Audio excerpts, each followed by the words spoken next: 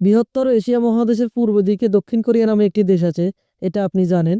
কিন্তু এই দক্ষিণ কোরিয়া সম্পর্কে কোনো তথ্যই আপনার জানা নাই। তাহলে এই ভিডিওটি আপনার জন্য। আজকের এই ভিডিওতে আপনি জানতে পারবেন দক্ষিণ কোরিয়ার অজানা কিছু তথ্য। তাহলে ধৈর্য সহকারে পুরো ভিডিওটা কন্টিনিউ করুন। দক্ষিণ কোরিয়া বিশ্বের একমাত্র দেশ যারা মাত্র 20 বছরে উন্নয়নের শীর্ষে চলে গেছে। দক্ষিণ কোরিয়ার নিজস্ব কিছু সংস্কৃতি আছে যেগুলো জানলে নিজের কাছে আশ্চর্য মনে হয়। কোরিয়া দক্ষিণ এশিয়ার উত্তর পূর্ব অঞ্চলের একটি দেশ, যা কোরিয়ার উপদ্বীপের একটি অংশ নিয়ে গঠিত। এর সরকারি নাম রিপাবলিক অফ কোরিয়া। দক্ষিণ কোরিয়ার উত্তরে উত্তর কোরিয়া, পূর্বে জাপান সাগর, দক্ষিণে ও দক্ষিণ পূর্বে কোরিয়া প্রণালী, যা জাপান থেকে দ্বীপটিকে আলাদা করেছে। দক্ষিণ কোরিয়ার রাজধানীর নাম সিউল। এটি কিয়ংগিদো প্রদেশের মধ্যে অবস্থিত এবং এর আয়তন 1,363 কিলোমিটার। আয়তনের দিক থেকে পৃথিবীর 160তম দেশ এটাই। এই আয়তনের দেশটিতে জনসংখ্যা প্রায় 51.71 মিলিয়ন। আয়তনের দিক থেকে এটি পৃথিবীর 28তম দেশ। প্রতি বর্গ কিলোমিটারে 507 জন বসবাস করে। দক্ষিণ কোরিয়ার অগ্রগতির প্রধান কারণ হচ্ছে এই দেশের মানুষের কঠোর পরিশ্রম, দীর্ঘ সময় ধরে কাজ করা, কাজের প্রতি একাগ্রতা।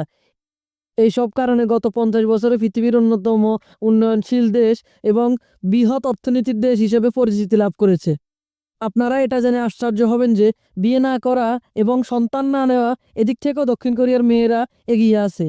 পৃথিবীর কম জন্মহার যেসব দেশে তার মধ্যে দক্ষিণ কোরিয়া অন্যতম। এই অবস্থার কোনো পরিবর্তন না হলে দেশটি জনসংখ্যা কমের দিক থেকে দিন দিন এগিয়ে যাবে। কোরিয়ান মেয়েরা মনে করে তারা বাচ্চা নিলে তারা অর্থনৈতিক দিক থেকে অনেক ক্ষতিগ্রস্ত হয়ে পড়বে।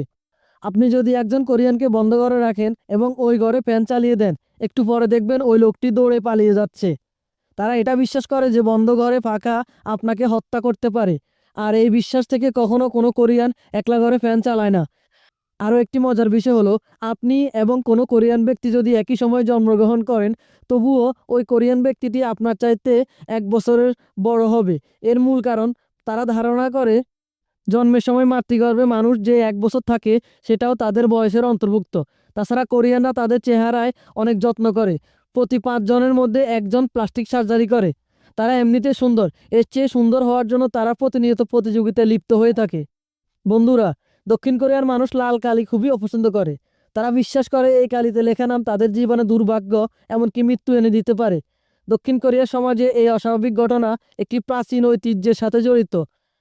পূর্বে মৃত ব্যক্তির নাম সমাধিতে লাল কালি দিয়ে লেখা হতো, সে থেকে তারা এখনও পর্যন্ত লাল কালি দিয়ে তারা নিজের নাম লেখে না।